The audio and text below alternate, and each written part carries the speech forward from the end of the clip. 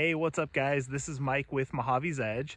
First of all, I wanted to wish you a happy new year. I hope everyone's new year is off to a great start. In this video, I'm going to be talking about the Christmas bird count, and specifically my experience participating in 3 different Christmas bird counts over the last couple of weeks of December. My second part video will go more into a history of the Christmas bird count and talk a little bit about why the Christmas bird count is important for bird conservation.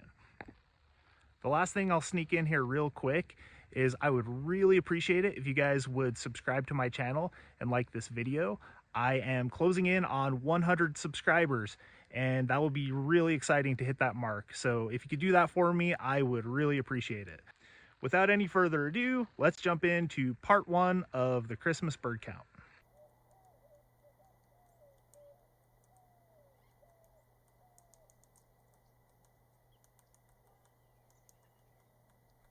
So I'm out here with my dad at Ivan's Reservoir. We're participating in the St. George Christmas bird count, and we have been assigned the Ivan's area.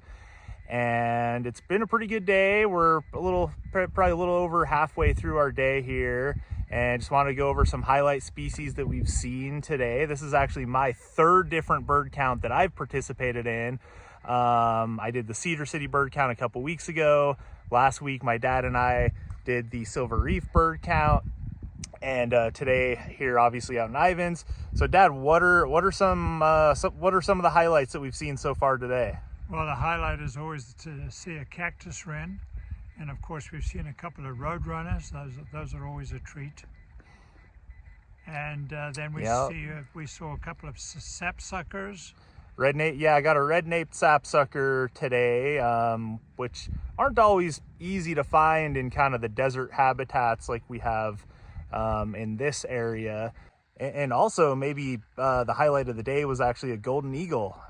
Got some good looks at it across a field with our spotting scope.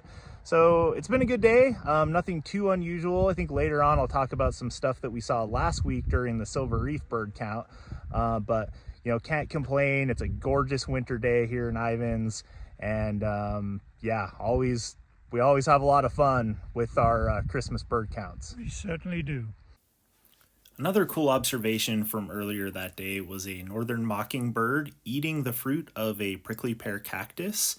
It ended up being an exceptional day for this species. We saw about 20 individuals, which is quite a few for a bird that's usually quite solitary. Probably the highlight later in the day was a rufous-crowned sparrow. They're always a treat because you can only find them in a very specific habitat type.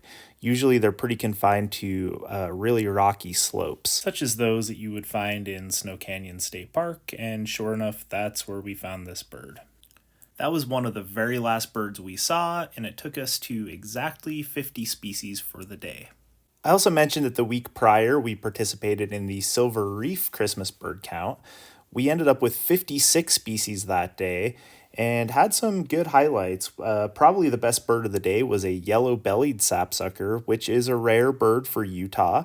They're very similar to our much more common red-naped sapsuckers.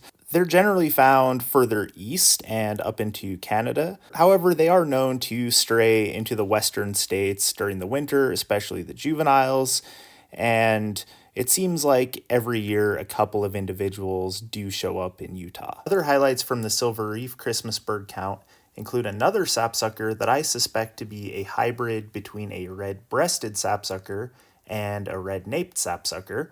And in the same area as the sapsuckers I mentioned, there was also a black-capped chickadee. They are pretty common in nearby Zion National Park. However, we've been doing that bird count for several years, and it was our first time encountering a black-capped chickadee in that area. So that was a nice surprise, and got some photos of it eating pecans. Going back to December 20th, I did also participate in the Cedar City Christmas bird count. Overall, it wasn't as productive as the other 2. However, I did get some decent photos of a merlin perched up in a juniper towards the end of the day. And then the very last bird of the day was a bald eagle, which was kind of a treat. However, overall, not as productive, but it was still good to go birding in a new area and be able to participate in citizen science. That concludes my Christmas bird count part 1 video.